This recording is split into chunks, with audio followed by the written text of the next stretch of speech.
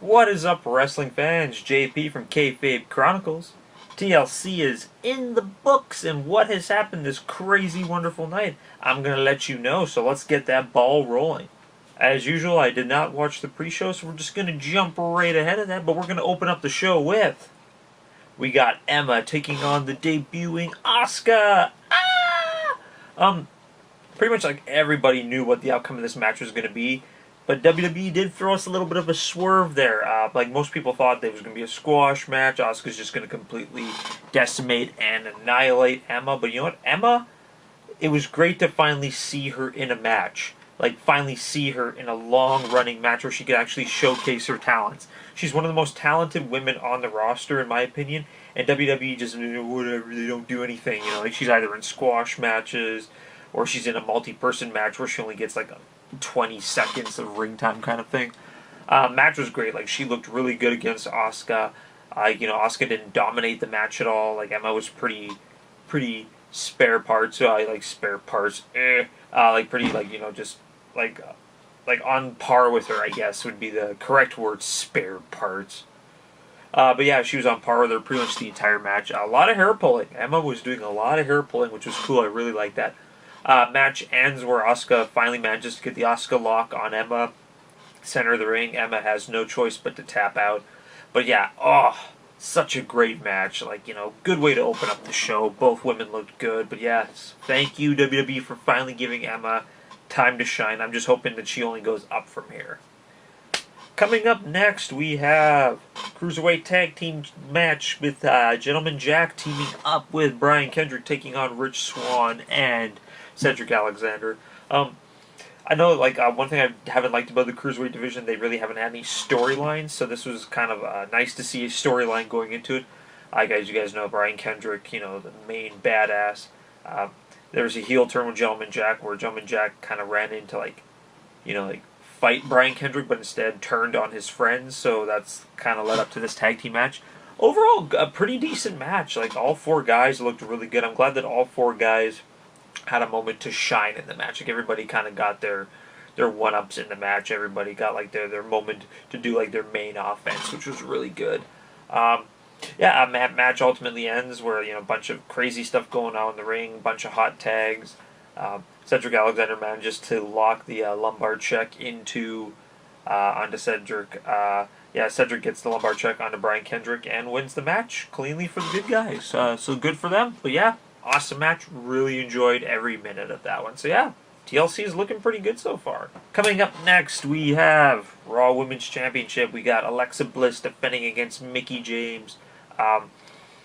Really love the video package going to this, the entire storyline going, Mickie James is past her prime. She can't compete with the younger Alexa Bliss.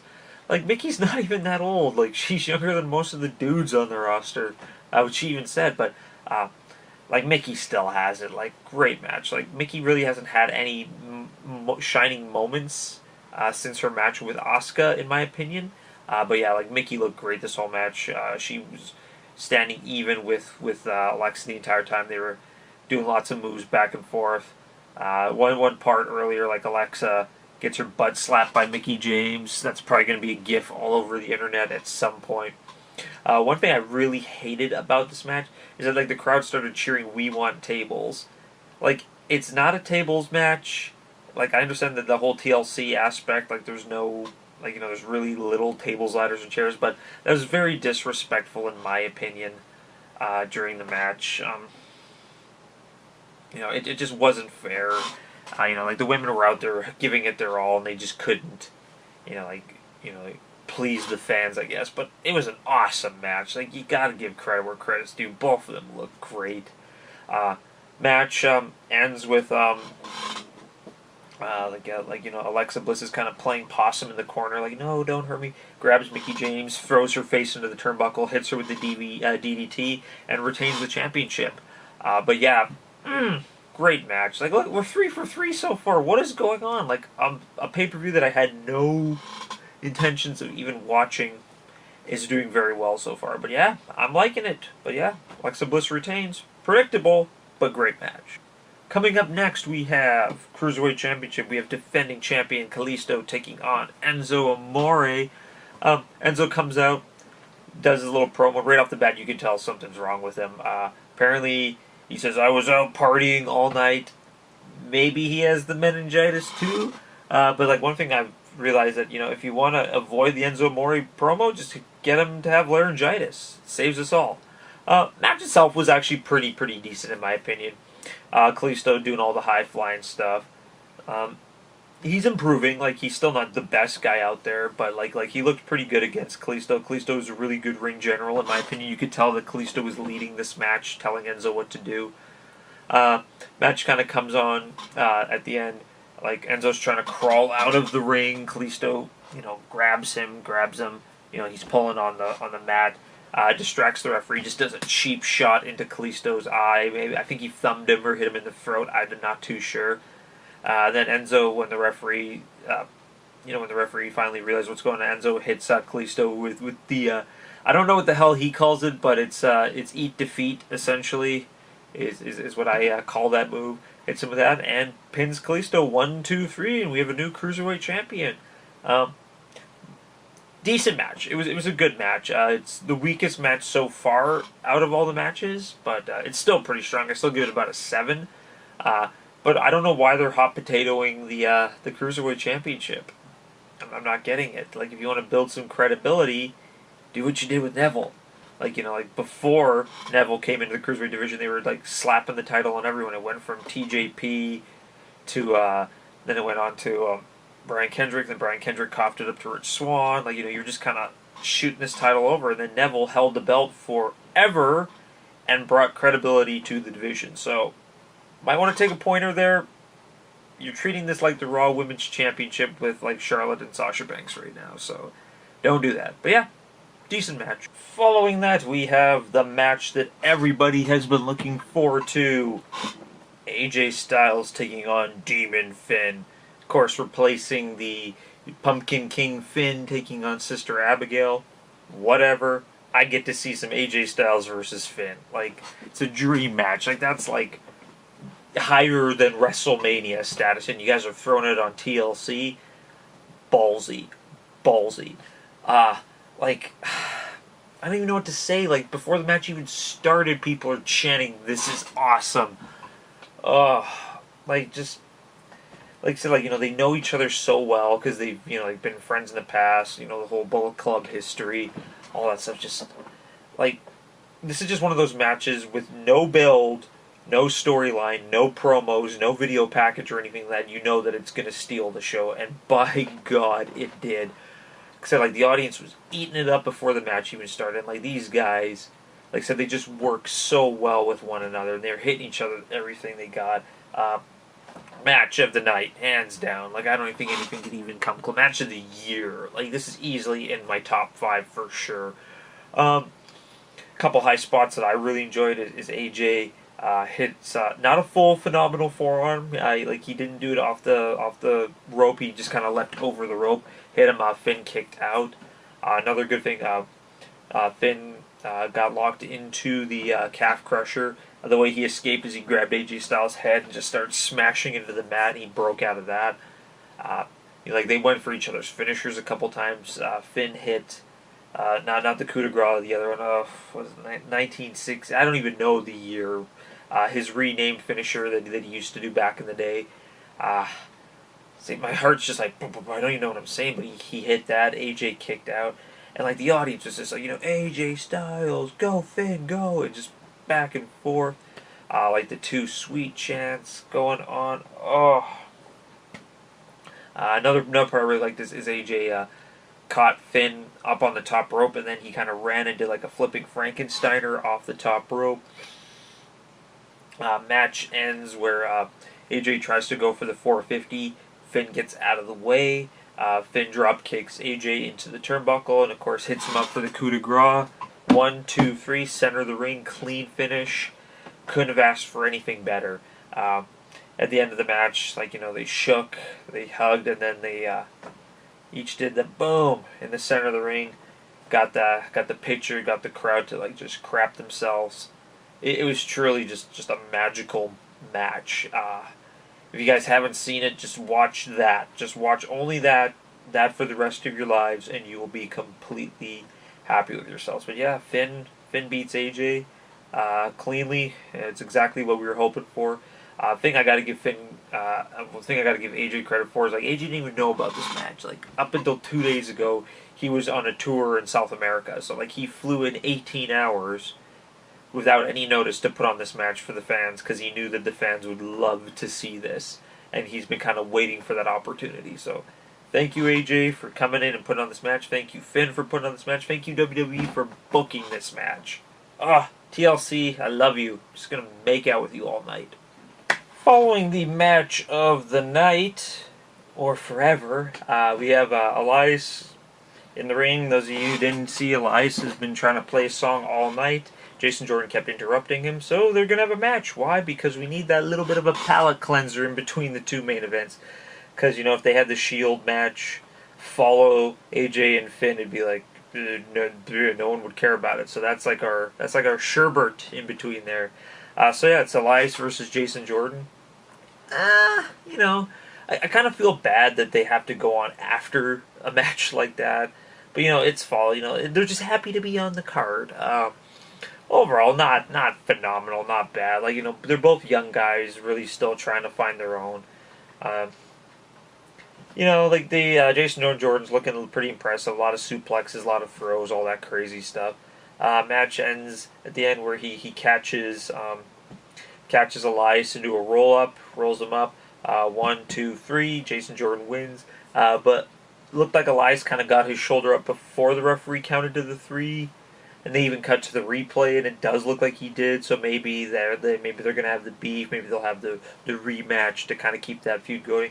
But you know, it kind of makes sense because like Elias doesn't really have anybody right now. Jason Jordan doesn't really have anyone right now. So I like to see where this is going. I think it does hold water. But yeah, Jason Jordan wins. So yeah, on to the next one.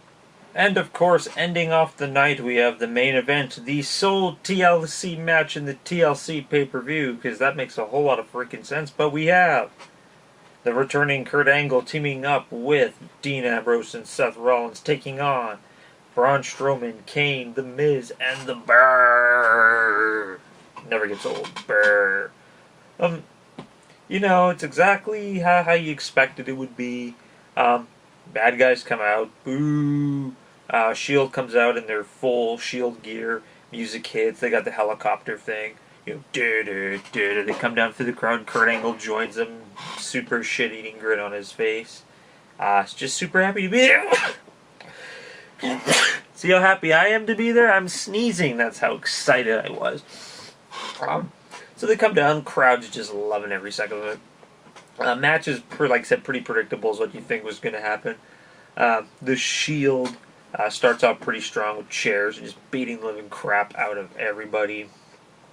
It's pretty one-sided, actually, for like the good first quarter or so of the match. There's a point where they get Braun Strowman on a table and Kane on a table, and then Dean Ambrose and Seth climb up. They do elbow drops through the tables. That takes the two big guys out. More fighting crap happens. Kurt Angle gets a couple decent spots in. There's a point where he gets, does a whole bunch of German suplexes in the middle of the ring, starts hulking up, gets an ankle lock on there. Braun Strowman manages, he gets ankle lock on Kane. Braun Strowman manages to get a hold of Kurt Angle, gets him outside the ring, does a running power slam through the table.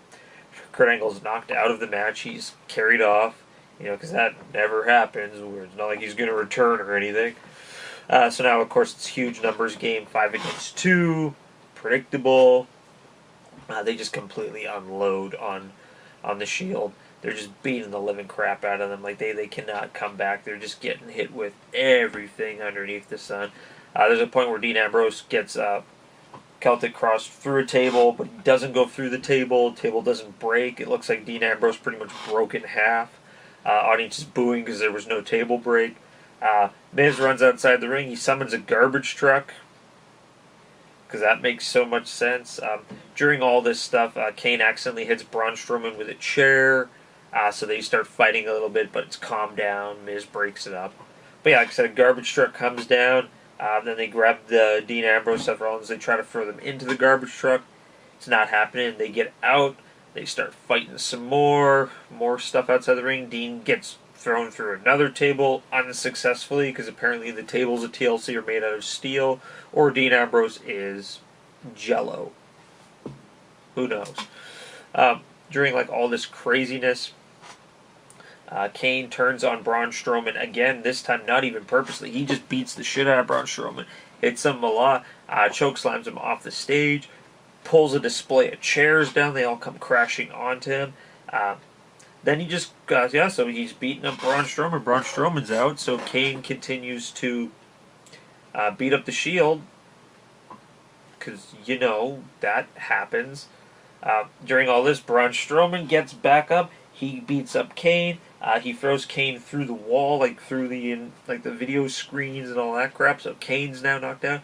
The rest of the Shield, they're knocked out on the ground. So Kane's Braun Strowman's team. See, all this madness. I don't know what's going on. Braun Strowman's team has to kind of calm Braun Strowman down, so they beat him up, and they get him into the garbage truck. Garbage truck crushes him and drives away. So Braun Strowman's dead now, apparently. So that just leaves the Bar and Miz. They get back into the ring with the Shield. Kurt Angle's music hits. Kurt Angle makes his way back down. Big freaking surprise. Kurt Angle, of course, comes in. He angle slams Sheamus outside the ring. Angle slams Cesaro through a table. So now it's essentially all three members of the Shield now taking on The Miz by himself. And they pretty much beat the living crap out of The Miz. They hit him with... Seth Rollins hits him with the high knee. He gets hit with Dirty Deeds. He gets hit with the angle slam. Then he gets put in the ankle lock, but he manages to escape. But fortunately, that's not for long because he's picked up, hit with the triple power bomb, and he loses. Shield wins. 1, 2, 3. Like I said, like all of that, like it sounds like it was really epic, but it was way too long. Like way, way too long. They did do a lot of things, like Kurt Angle got a lot of great spots, but like, you know, the whole getting injured, leaving and coming back angle, we've seen that a million times. I guess we know who Braun Strowman's next opponent is. He's going to be fighting Kane, so that's kind of cool because everyone was wondering, like, who's going to fight Braun? There's nobody else. Kurt Angle got his moment in the sun, and yeah, I could have easily cut at least 20 minutes out of that match and still told the same story. Like, I lost a lot of interest, like, halfway, and I was just like, you know. And it's kind of sad because I actually rank, even though it was, like, the TLC match, and it was crazy, it was the match everyone was looking forward to, I actually ranked that probably my least favorite match of the night. That was, like, the match where I was just like,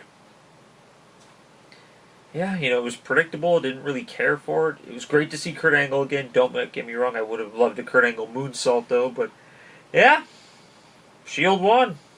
Like, we didn't think that was going to happen, but yeah. Yeah, not a great match, not a crappy match, a match, nonetheless. And there you guys have it. What did you guys think about TLC? Let me know in that comment section below. As always, crush that like button, hit subscribe for more great videos. Share the hell out of this video, share the hell out of this channel. If you guys like what you see, let people know about it. Love to get some more viewers out there. As always, follow us on Twitter using the 2 name tags below, and check out that Facebook page also listed in the description. As usual, this is JP from KayFabe Chronicles, and I will see you guys next time.